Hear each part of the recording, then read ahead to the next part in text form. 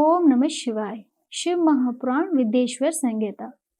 पहले वाले अध्यायों में हमने शिव महापुराण का महात्म्य बताया था और ये अध्याय शिव महापुराण विदेश्वर संहिता का पहला अध्याय है। यूं तो 8वां अध्याय है, लेकिन विदेश्वर संहिता का पहला अध्याय है। पहले अध्याय में पापनाशक साधनों के विषय के बारे में हम वर्णन करेंगे, जो आदि से लेकर अंत में है, नित्य मंगलमय है, जो आत्मा के स्वरूप को प्रकाशित करने वाले हैं, जिनके 5 मुख हैं और जो खेल खेल में जगत की रचना, पालन और संहार तथा अनुग्रह एवं त्रोभाव रूप 5 परलभ कर्म करते हैं। उन सर्वश्रेष्ठ अजर अमर उमापति भगवान शंकर की मैं मन ही मन चिंतन करता हूँ। व्यास जी कहते हैं, धर्म का महान क्षेत्र जहाँ गंगा यमुना का संगम है, उस पुण्यमयी प्रयाग जो ब्रह्मलोक का मार्ग है, वहां एक बार महातेजस्वी महाभाग महात्मा मुनियों ने विशाल यज्ञ का आयोजन किया। उस ज्ञान यज्ञ का समाचार सुनकर पौराणिक शिरोमणि व्यास जी के शिष्य सूत जी वहां मुनीषों के दर्शन के लिए आए।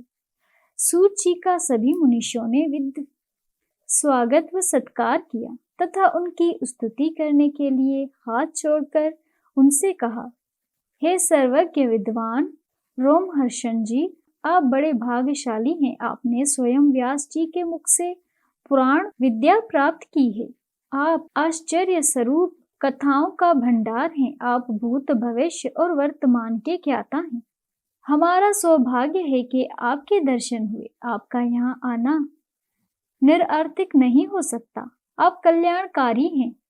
उत्तम बुद्धि वाले सूत जी, यदि आपका अनुग्रह हो तो गोपनीय होने पर भी आप शुभ अशुभ तत्व का वर्णन करें, जिससे हमारी तृप्ति नहीं होती और उसे सुनने की हमारी इच्छा ऐसे ही रहती है। कृपा कर उस विषय का वर्णन करें।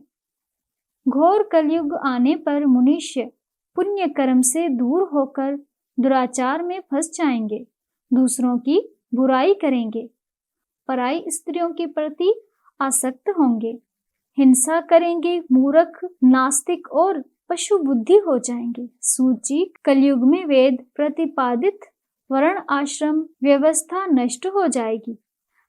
प्रत्येक वर्ण और आश्रम में रहने वाले अपने अपने कर्मों और आचरण का परित्याग कर विपरीत आचरण करने में सुख प्राप्त करेंगे।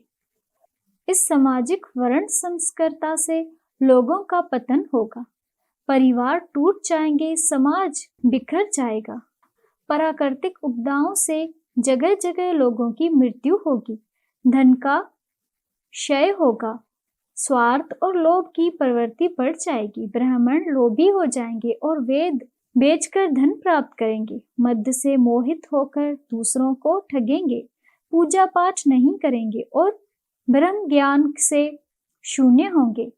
क्षत्रिय अपने धर्म को त्याग कर कुसंगी, पापी और व्यभिचारी हो जाएंगे। शौर्य से रहित वे शूद्रों जैसे व्यवहार करेंगे और काम के अधीन हो जाएंगे।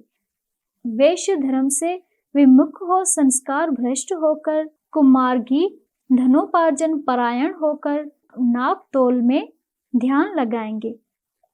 शूद्र अपना धर्म छोड़कर अच्छी वेशभूषा से सुशोभित हो व्यर्थ घूमेंगे। वे कुटिल और ईर्ष्यालु होकर अपने धर्म के प्रतिकूल हो जाएंगे, कुकर्मी और वाद विवाद करने लगेंगे। वे स्वयं को कुलीन मानकर सभी कर्मों और वर्णों में विवाह करेंगे। स्त्रियां सदाचार से विमुख हो जाएंगी। वे अपने पति का अपमान करेंगी और सास ससुर से लड़ेंगी, मलिन भोजन करेंगी। उनका शील स्वभाव बहुत बुरा होगा।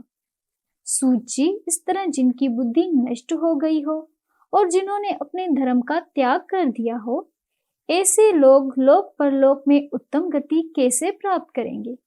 इस चिंता में हम सभी व्याकुल हैं, पर उपकार के समान कोई धर्म नहीं है। इस धर्म का पालन करने वाला दूसरों को सुखी करता हुआ स्वयं भी प्रसन्नता अनुभव करता है। ये भावना यदि निष्काम हो तो कर्ता का हृदय शुद्ध करते हुए उसे परम गति प्रदान करती है। हे महामुने, आप समस्त सिद्धांतों के ज्ञाता हैं। कृपा कर कोई ऐसा उपाय बताइए जिससे उन सब के पापों का तत्काल नाश हो जाए। व्यास जी कहते हैं, उन श्रेष्ठ मुनियों की ये बात सुनकर सूत जी मन ही मन परम श्रेष्ठ भगवान शंकर का सिमरन करके उनसे इस प्रकार बोले। इस तरह शिव महापुराण विदेश्वर संहिता का पहला अध्याय समाप्त हुआ।